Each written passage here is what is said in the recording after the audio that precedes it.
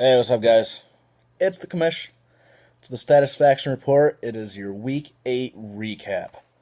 In the Kia Sorrento match of the week, we had Mason Heights over Borkham's Ballbusters. Hey, Borkham's, congratulations. You hit triple digits for the first time in 5 weeks. Your one main bright spot was Drew Brees with 24. He looked impressive. Now that Kelvin and Arian have moved on, Breeze is one of the last remaining, you know, good expiring contracts on a bottom feeder. So I'm sure you'll move him. I don't know exactly what for, but I'm sure you'll move him. Mason Knights were very top heavy this week. Ingram, Gates, and Fitzgerald all with at least 22, but no one else with at least 12. So Gates and Fitzgerald, a throwback performance this week for the Mason Knights.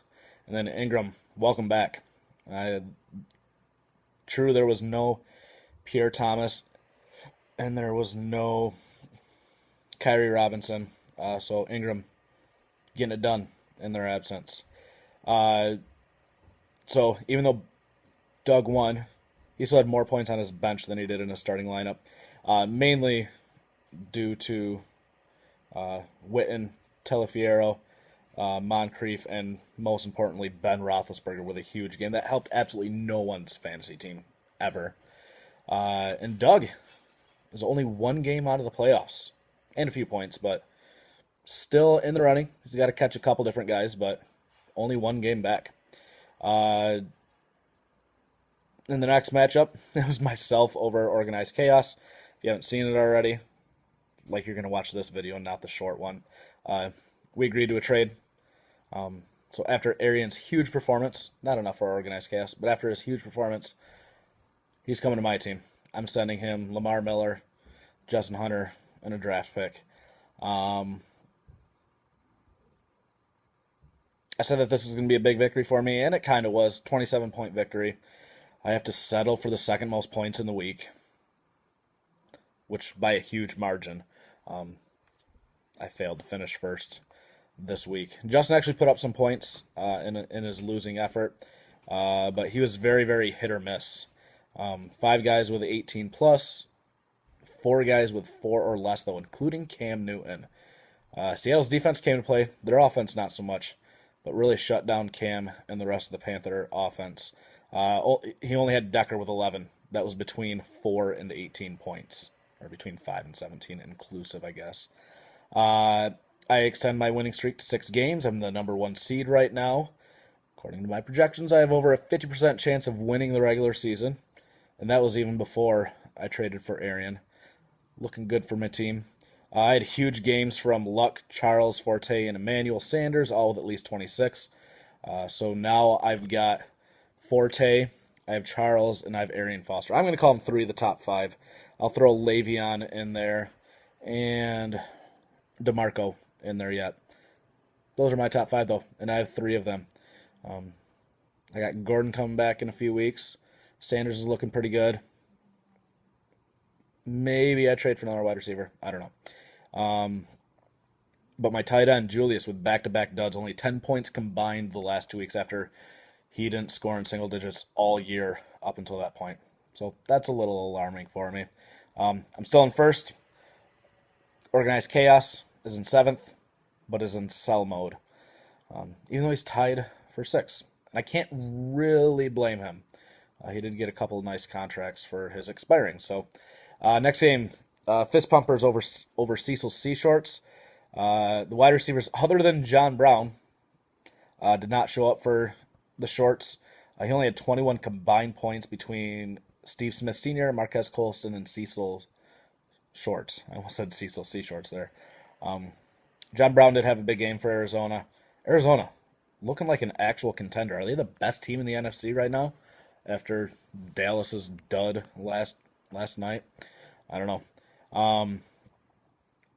Durs, he's got sweet wide receivers. As long as it seems like every week one of them is putting up monster numbers, if not more. And this week it was Jeremy Macklin's turn. 42 points. Couple touchdowns. I want to say 18 receptions, almost 200 yards. Maybe not 18 receptions. I don't know. Just a ton of yards, couple touchdowns. a ton of catches. And Theo Riddick, congratulations for putting him in. He had 21 points in Reggie Bush's absence, and every other potential skill player other than Golden Tate and Joik. So that was a great game to watch as a Lions fan. Fist Pumpers are still in third. He's one game back behind myself and Rob. He's quite a few points back, though, as well. So he would really need one of us to fall off to get the bye week yet. We got Rampage over the Fear Boners. Not going to spend any time on the Fear Boners because holy shit, Reitzma. Highest point total of the season, largest victory of the season. Gronk, 41 points. Antonio Brown, 35. Hilton, Lacey, and Cooks, all with at least 25. Only Brandon Marshall and LaShawn McCoy. Wow, LaShawn McCoy scored under projections. Shocker. Those were the only two guys for Reitzman that did score under their projections. And this is picking nits a little bit. But Rampage is very thin behind his starters. Owen Daniels is injured right now, and outside of Greg Jennings, he doesn't really have anyone that he should feel comfortable starting. So, Gronk is one bad tackle away from being out for the rest of the year. I don't want to wish injury upon anyone, but you going to wish it upon Arian? I'm going to wish it upon Gronk. So yeah, Reitzma is still in fourth because of his record, but he is up to second in points. He's only 49 points behind me. One more week like this, and I might start to get nervous about losing the max point and the payout that comes with it. In our shocker of the week, we have Nuts over Jibo. Oh, no, that's not a shocker. Called it. That was a lock of the week. 4 dudes over 20 points for the Nuts. Aaron Rodgers, Randall, don't call me Reggie Cobb, Keenan Allen, and Heath Miller. Yes, Heath, I called you out again. You came to play again this week. Everyone on the Steelers came to play again this week. Martavis Bryant for myself. I didn't mention him. Looking like a solid option going forward. Antonio Brown with his huge game in Roethlisberger already as well. It's a good thing that oh shoot, I don't know which team this is on. I think this is on Jibo. No. I think it's on Brian. It's a good thing he didn't play Geno Smith, who had -6 points. I think that might be the lowest point total that I've ever seen in this league. Have I mentioned that Brian is thin at running back? Adrian Peterson, Fred Jackson, and Donald Brown all out. C.J. Anderson, Storm Johnson, and Isaiah Crowell all suck. I'm glad that I was able to get Foster because I thought that Foster would have actually made a pretty good darn addition to Brian's team. So I was glad I was able to scoop him up before he did. Brian is firmly entrenched in the first wild card spot. 1 game and points up on 6th and 7th place. My wife's coming down. She's going to laugh at me. Blah, blah, blah, blah, blah. And then finally, in the Nextel Impact matchup of the week, we have Jaquiz My Pants over Chicago Dash, or Forte Yard Dash. I said quarterback was going to go to Jaquiz. I was correct.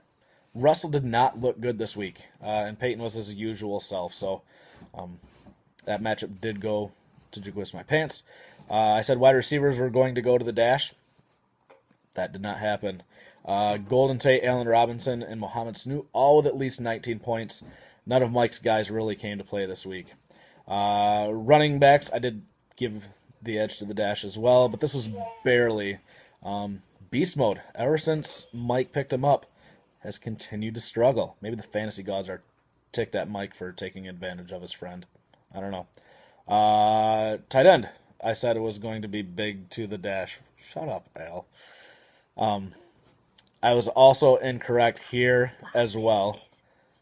You can actually say it out loud so they can hear you. Blah, blah, blah. This is stupid. I'm well aware that this is stupid, and about half the league agrees with you, too. I said it was going to be big to the Dash. Greg Olsen versus Jordan Reed. Reed's still coming back from an injury. I was wrong here. Greg Olsen and the entire Carolina Panther offense looked terrible. That was along with Cam Newton that I've already mentioned. Only 1 catch for Olsen, only 2 points. And Jordan Reed. I watched almost all that game. I needed some big players for my other league, and they came through. But Jordan Reed looked fantastic. A couple really great catches, especially that one on the sideline. Hold the phone. His name is Jordan Reed.